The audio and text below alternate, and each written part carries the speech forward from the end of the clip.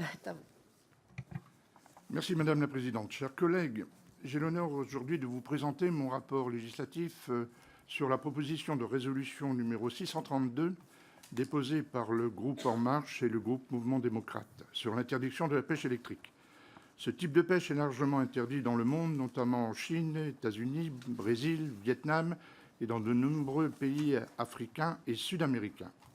La présente PPRE demande au gouvernement de s'opposer à tout maintien de l'autorisation de cette technique, même dans le cadre d'une prorogation des dérogations actuelles.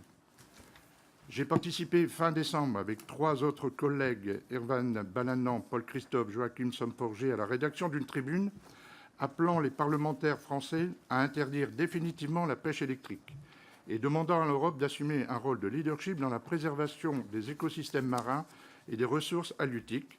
Cette tribune, publiée dans le journal Le Monde le 13 janvier dernier, a été co-signée par plus de 250 de nos collègues, toutes tendances confondues, dont j'espère la majorité d'entre vous, et je vous en remercie. Nul doute que cette initiative a joué son rôle dans le vote le 16 janvier dernier au Parlement européen, à une très large majorité, 402 voix contre 232, de la stricte interdiction de la pêche électrique. La pêche électrique est interdite en Europe depuis 1998 par l'article 31 du règlement du Conseil numéro 850/98, au même titre que d'autres pêches dites destructrices, comprenant l'utilisation d'explosifs, de poisons et de substances soporifiques. En 2006, la Commission et le Conseil de l'Union autorisent l'octroi d'une dérogation en mer du Nord permettant aux États membres d'équiper au maximum 5% de leur flotte de chaluts de pêche électrique à des fins d'expérimentation. Cette pêche, principalement développée depuis 10 ans par les Hollandais, a bénéficié d'aides publiques du fait de la qualification de pêche innovante. On estime à peu près à 6 millions d'euros les subventions versées à la flotte néerlandaise, dont les 2 tiers proviennent de fonds européens. Ce système de pêche électrique soulève des problèmes majeurs, traités dans le présent rapport législatif que je vous présente aujourd'hui, chers collègues, de manière synthétique.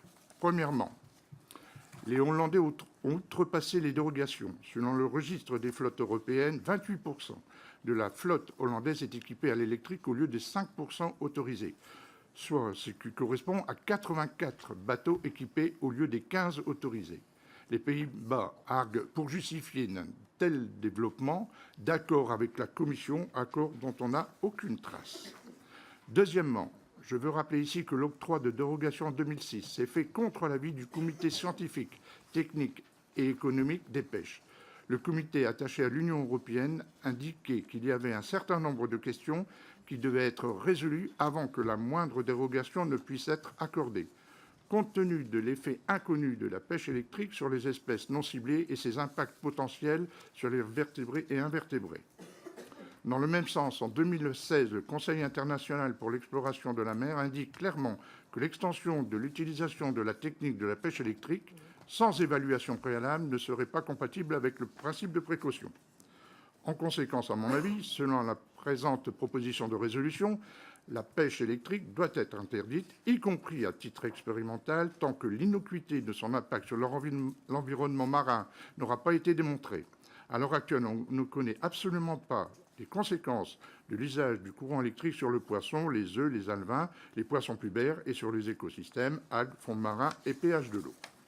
En 2016, un programme d'études lancé et mené par les Néerlandais pour une période de 4 ans sur les effets du chalut à impulsion électrique doit permettre d'étudier dans quelle mesure le chalut électrique contribue à la diminution de la pêche accessoire et quels sont les effets sur l'écosystème. Ce rapport devrait être publié fin 2019. En attendant, les poissons pêchés sur les chalutiers électriques sont bien souvent brisés, écorchés, au point que 250 grands chefs ont signé en Europe la pétition demandant l'interdiction totale de la pêche électrique. Par exemple, le chef triplement étoilé du restaurant Le 5 à Paris déclare « Les poissons sont de si mauvaise qualité qu'on ne peut rien en faire ».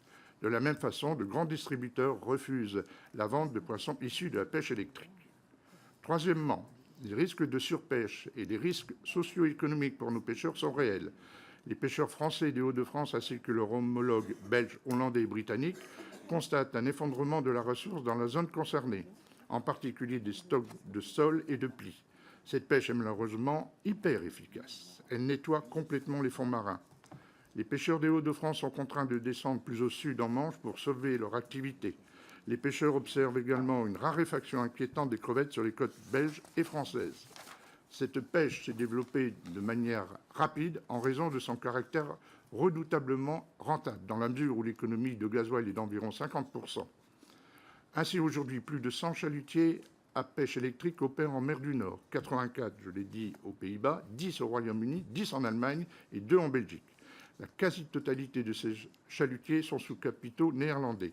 Les armements à Boulogne-sur-Mer sont majoritairement à capitaux étrangers, surtout hollandais.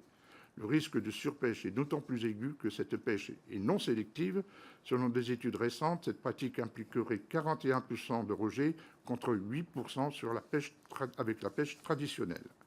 Quatrièmement, et ce sera le dernier point, le développement de la pêche électrique et son financement public sont contraires aux objectifs réglementaires européens. Le règlement de base de la politique commune de la pêche adopté en 2013 fixe à l'Union l'objectif de restaurer des stocks halieutiques et de mettre fin à la surpêche d'ici 2020 au plus tard. La directive cadre stratégie pour le milieu marin dicte de préserver les écosystèmes marins et précise que cette approche doit prendre en compte les zones protégées. En outre, dans le cadre des objectifs de développement durable adoptés par l'Assemblée générale des Nations unies en 2015, l'Europe s'est engagée d'ici 2020 à mettre un terme à la surpêche et aux pratiques de pêche destructrices.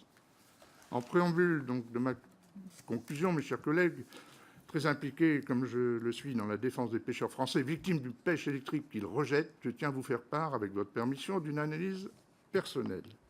La Commission européenne non seulement propose le maintien du statut dérogatoire actuellement en vigueur, mais encore un comble, envisage maintenant son extension. Comment expliquer cet acharnement de la Commission ? La réponse, à mon humble avis, semble malheureusement évidente. La Commission cherche à entériner le non-respect par le Hollandais de cette règle des 5% autorisée qu'elle a pourtant elle-même édictée pour la pêche électrique. Un non-respect dont elle s'est rendue manifestement complice en la tolérant et de ce fait en refusant de la sanctionner comme c'était pourtant son devoir. Je tiens également à rappeler que le Parlement européen, le 16 janvier, par son vote, a rejeté diverses dérogations techniques dommageables à nos pêches françaises, notamment en matière de maillage des fileyeurs, ce qui correspondrait à une dépense de 30 000 € par bateau pour changer les filets, une dépense impensable, irréalisable pour nos pêcheurs artisans. La position du gouvernement français se trouve confortée par le vote du Parlement européen du 16 janvier. La proposition de résolution européenne examinée aujourd'hui vient donc à point nommé pour soutenir les autorités françaises dans la procédure législative européenne qui suit son cours. Vous comprenez bien que la discussion avec Bruxelles ne sera pas facile. Il faudra toute la ténacité et la volonté de Stéphane Travert, notre ministre de l'Agriculture et de l'Alimentation, pour obtenir gain de cause. Notre ministre, Stéphane Travert, en charge de la pêche, et le gouvernement vont apprécier le soutien et notre soutien, celle de la Commission des affaires européennes. Voilà, Madame la Présidente, je voudrais simplement remercier Madame Depas-Nelter, donc l'administratrice qui m'a fortement aidé à rédiger ce rapport. Merci, chers collègues. Merci surtout de vous être